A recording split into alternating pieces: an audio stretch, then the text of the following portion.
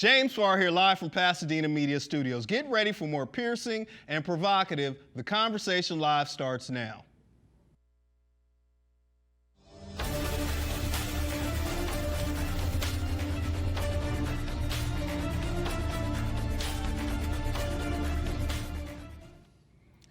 And welcome to another episode of The Conversation Live. The Conversation Live focuses on social justice, restorative justice, inclusion, and equality. Coming up today on The Conversation Live, we're going to have a critical and possibly uncomfortable conversation. Ibraheem Naeem is in the seat. He's the co-chair of the Young African American Male Conference, which takes place Saturday, October 12th at Pasadena City College. We'll have more information about that conference a little bit later on in the program. But first, we want to take a look at what's happening in national news. Let's check in with our folks down in Dallas and ABC News. The guilty verdict in a Dallas courtroom. A former police officer convicted of murder in the shooting death of her neighbor. After entering his apartment, she had said she thought it was her own. The judge reading Amber Guyger's verdict allowed the jury swiftly reaching a unanimous decision. The mother of the shooting victim then raising her arms. She had been asking for justice. The former officer, Amber Guyger, weeping quietly, sitting alone in court. ABC's Marcus Moore leads us off now from Dallas tonight. It took the jury less than 5 hours to reach a decision. We, the jury, unanimously find the defendant, Amber Guyger, guilty of murder. A burst of emotion following the swift guilty verdict. Botham Jean's mother throwing her hands in the air. For her, a moment of victory in the face of a deep loss. Amber Guyger, a former Dallas police officer, holding a tissue, her head dipping slightly, and one officer appearing to console her afterwards. Outside the courtroom, cheers and applause. This is a huge victory, not only for the family of Botham Jean, but as his mother Allison told me a moment ago, this is a victory for black people in America. The diverse jury, made up of men and women of different ethnicities, had three choices. Murder, meaning Amber Guyger, who testified she thought it was her apartment, in fact intended to kill Botham Jean seconds after she walked through his door. Manslaughter, that she acted recklessly when she pulled the trigger, or acquittal. Prosecutors said Jean was sitting on the couch eating ice cream and watching TV when Guyger walked in. And welcome back, Ibraheem. Thank you so much for sitting down and having this conversation with me today, Pleasure man. to be How you with doing you. today? I'm doing well. Now, Brother Bohem's mother said this is, and his attorney alluded to that this is a victory for African Americans. But unfortunately, too many of our young men are meeting this fate. In this case, it was an officer who was off duty. And I just want to add in there, we just learned that this officer, former officer, has been sentenced to 10 years in prison. Convicted yesterday and sentenced today. Is this a victory? I would say it's a victory for justice. I think it's important that we keep that perspective because as a nation of laws, I always want to be focused on the fact that we have equal protection under the law.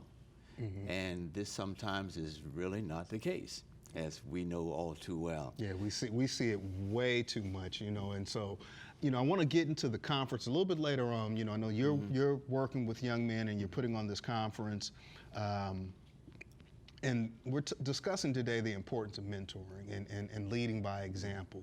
And so what I want to do first, just kind of set this up. Let's take a look at this next clip. Okay. And then we'll talk a little bit more on the other side of the importance of mentoring. Jerry, can you roll in this second clip, please?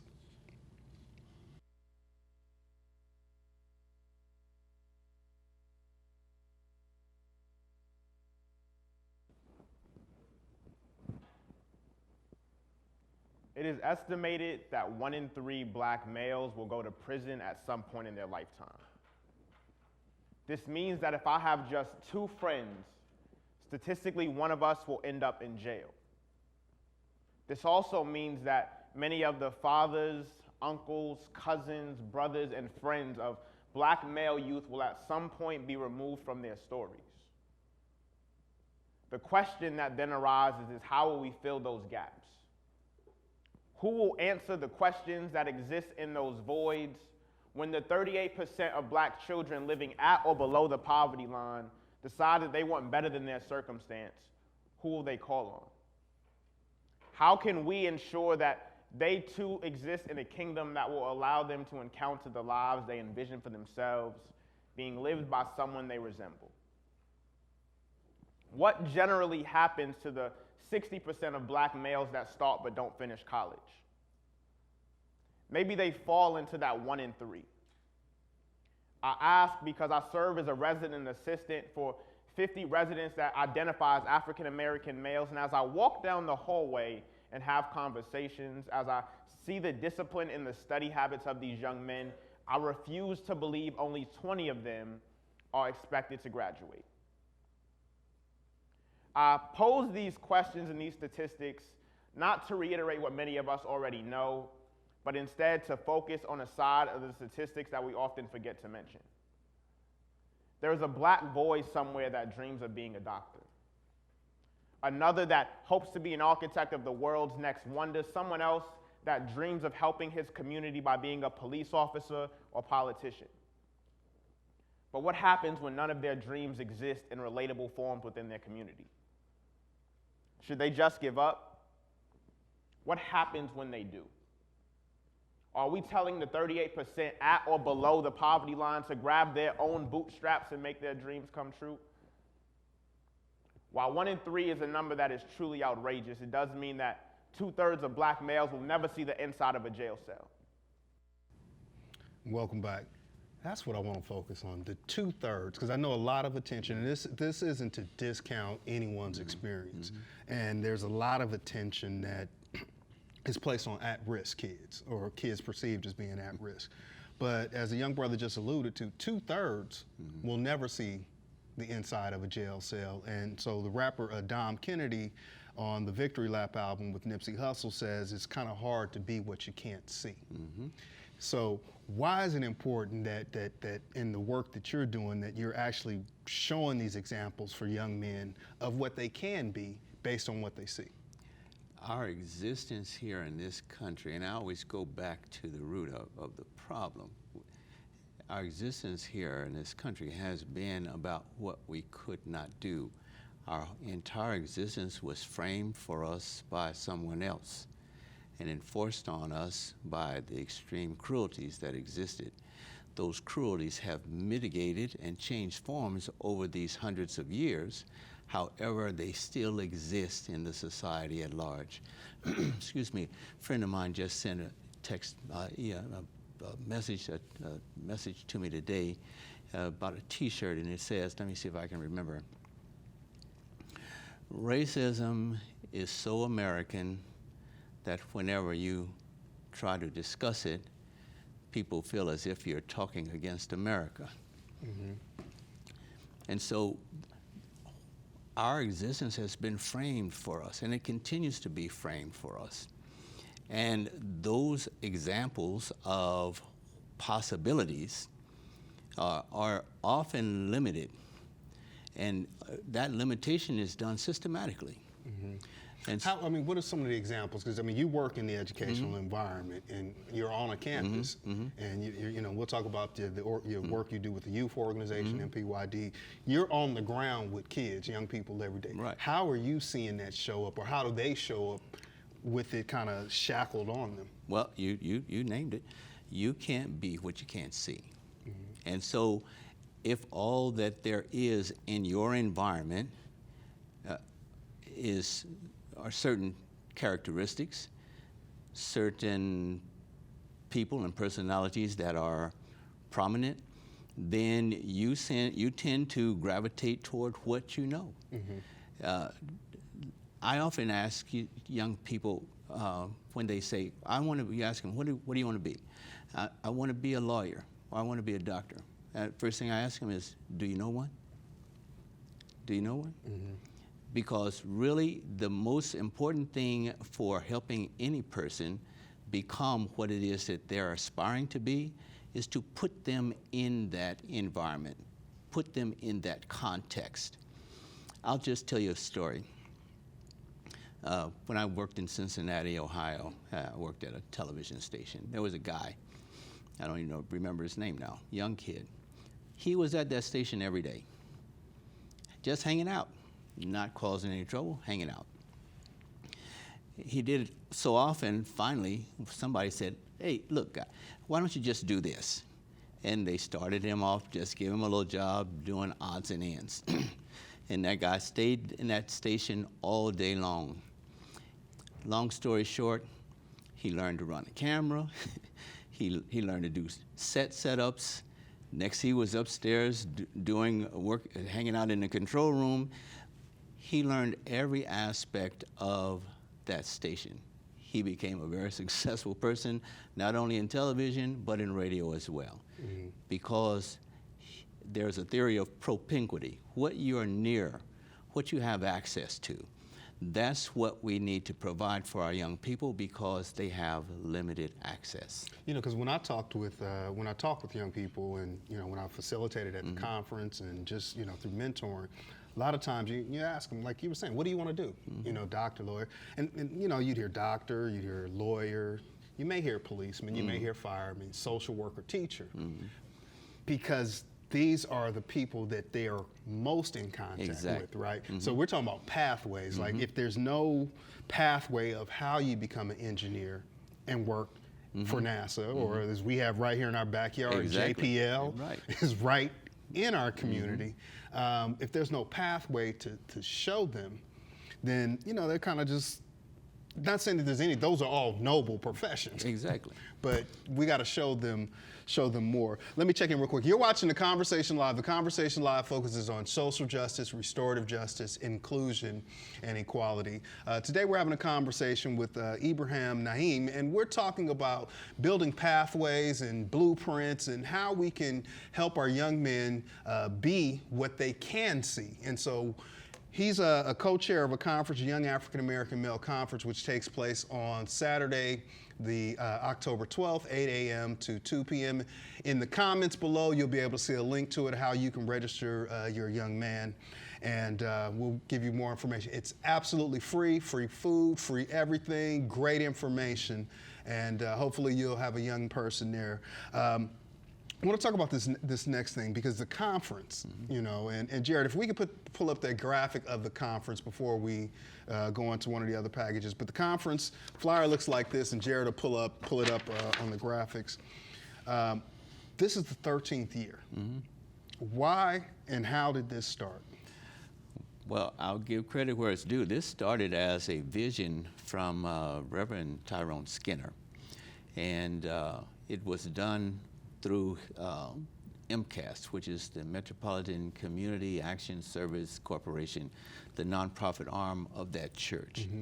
And so they were doing it for a number of years before I became involved, and then when I did become involved, I worked with them for a few years, and finally we transitioned to move this over to the community college district. And so that's how it started. It was his vision, and it was a magnificent vision. I give him credit for that, and this should be replicated in every community. Absolutely. And now you and Dr. Price kind of co-chair this and have carried it on. Yes. And I think that's one thing to celebrate as well, is that it wasn't left behind. Someone else picked it up. Exactly. And I've carried it on. But in the conference, I've had the pleasure of presenting a few years at it, and I've attended, and I mean, what I've seen happen for these young people, it is remarkable. I actually saw lives change. Last year when the young men won computers, I've been able to follow up with that young man and know that he's writing his college essays and doing his applications. Before that, there was no computer in the home. And so if we just talk about the impact of one, then that makes a significant difference. I want to pull up a quick clip from the conference. This is me presenting, and just to give people a little bit of idea of what kind of conversation and dialogues are happening. Good. Can we roll in this clip, Jared? And we want to talk about reproductive health. And really just have a conversation with y'all on where we are in our lives, where you guys are. So is anybody in here 12? No 12-year-olds.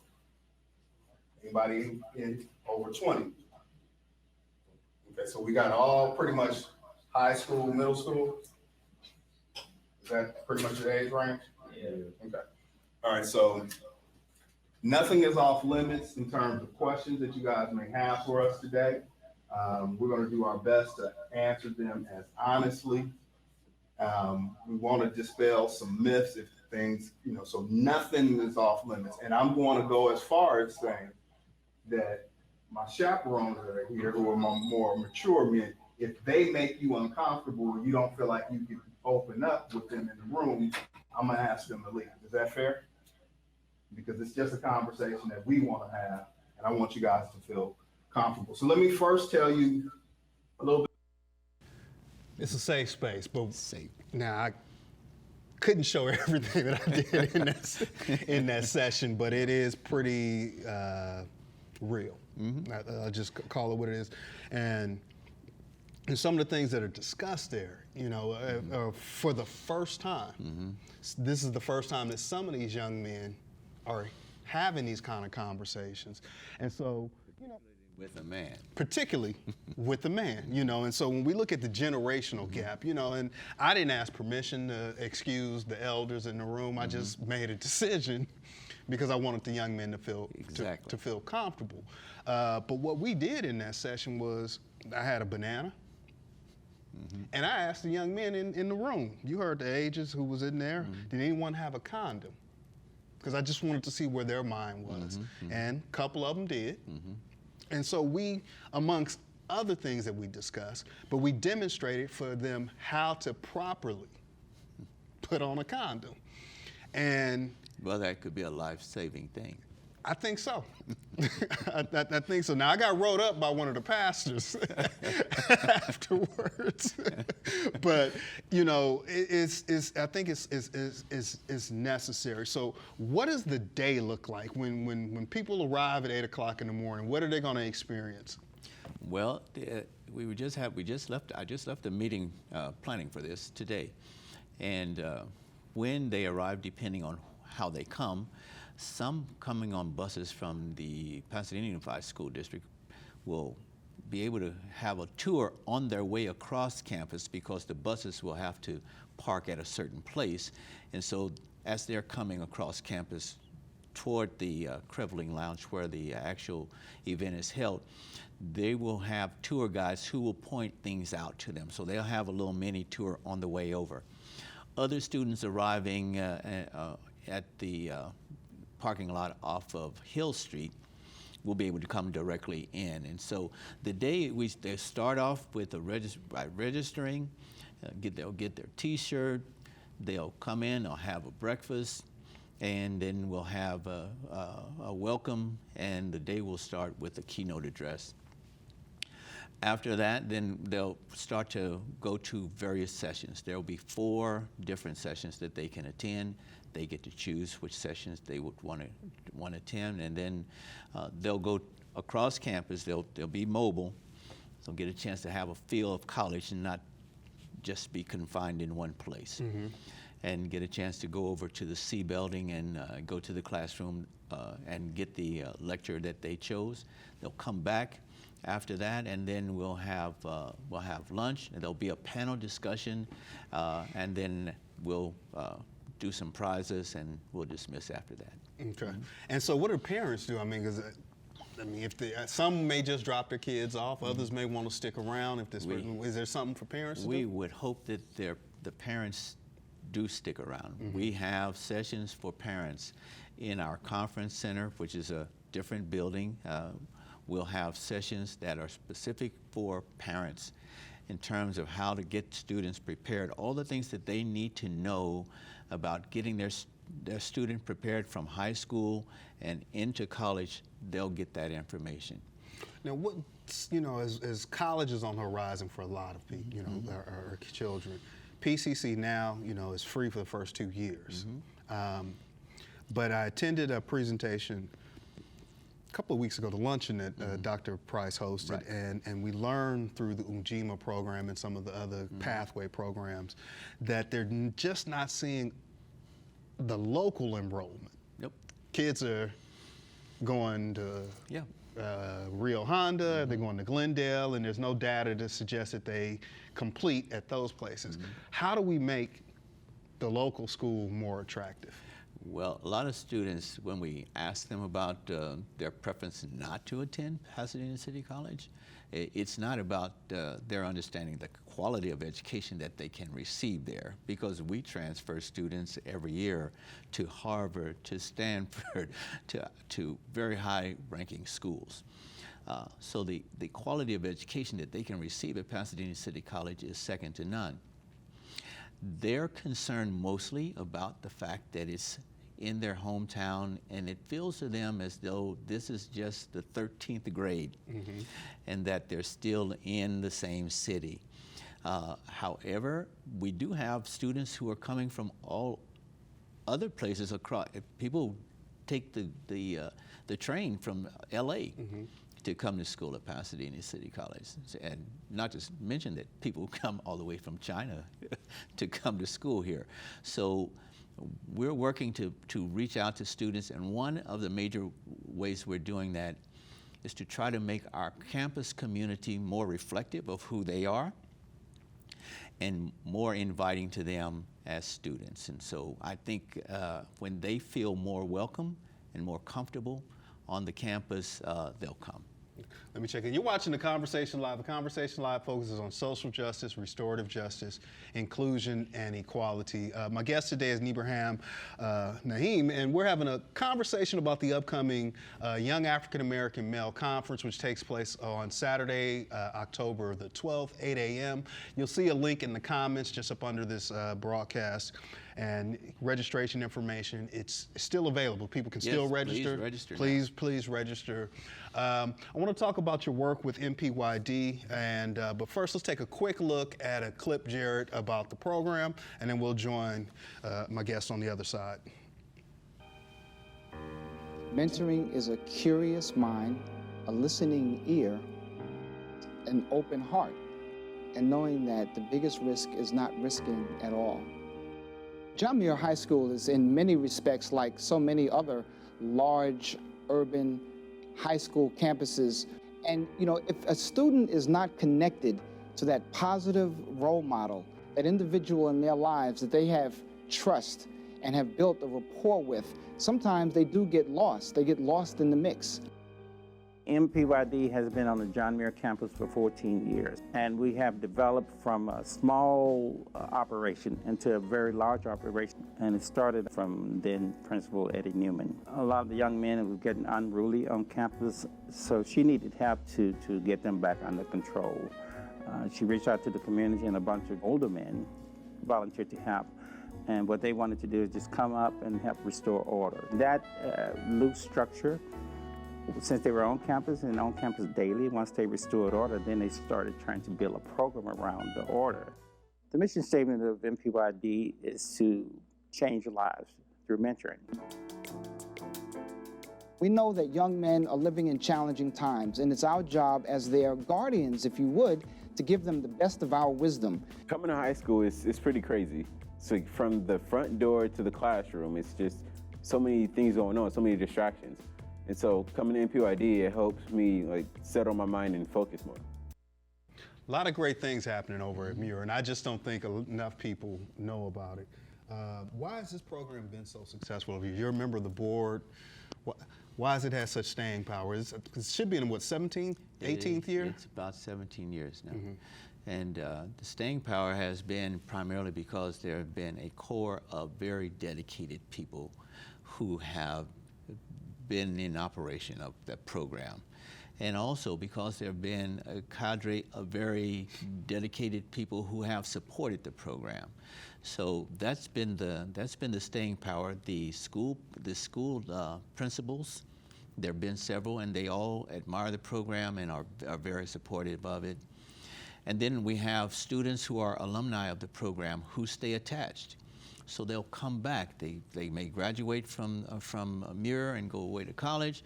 They'll come back and they'll do things to support the program, or just come in and talk with the other young men to make sure that they can relate to someone who went through the same kind of things that they went through. So it's a good program. We're really happy to, I'm happy to be involved with it. In fact, I'll tell you now, I was just elected the president of the board. Oh, congratulations. I know it seems like the board is new. It is a new board. It's a new board. And so what's going to be different about, is there anything going to be different about the program or the organization? Well, we're so new, and as a board, I don't want to go out on a limb and talk about new things just yet. But clearly, just coming up, for instance, we're taking a group of young men to camp. They'll be in camp for a weekend, and this is a great bonding experience that they'll have. Takes them away from the community. They most of them are, you know, urban guys, and so you take them out of that setting, and you see that they can relax. They don't have to worry about some of the things that are constant pressure in the urban environment. They're away from their family. They're away from some of the threats that they deal with every day. They get a chance to get to know one another at a deeper level. And we have different mentors there who are going to be working with them and teaching them different skill sets. So I'm happy that that's happening. Unfortunately, it's happening on the same weekend as the Young African American Males Conference. So we won't have those young men there. We won't have those, but we have the very pleasant problem of having increased enrollment. So some of the young men who aren't able to go to camp, they'll be able to come to the conference. And I know this program was led by Tecumseh Shackelford, and it was how it actually came together was a group of men in the community. Exactly. And Shaq kind of took the lead. Any idea when Shaq is going to retire? Well, Shaq is retired from his job, his job. but I don't know. He's pulling back. He's put his heart and soul into this, and I admire him so greatly for all the dedication that he's exhibited, as well as Mr. Driver. There's so many people who have really worked hard to establish this and to help it become firmly rooted in the community and at John Muir High School. So now my job and the job of the other board members is to carry this forward and keep serving those young men and doing what we can to provide for them the kind of guidance and opportunities that they need to be successful in life. Well, quick story. If you know Shaq is a funny guy, gentleman, and I was volunteering there, and I had made a plate for a young man. It was a round plate, and I put the beans on the plate. And Shaq told me to put the beans on the right side of the plate. So I just turned the plate around.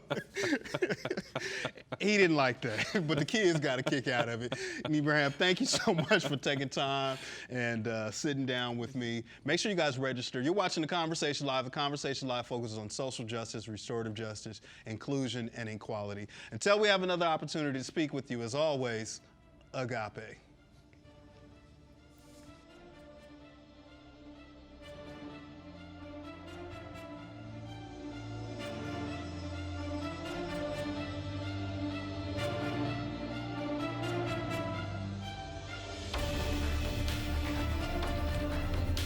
The Conversation Live is brought to you by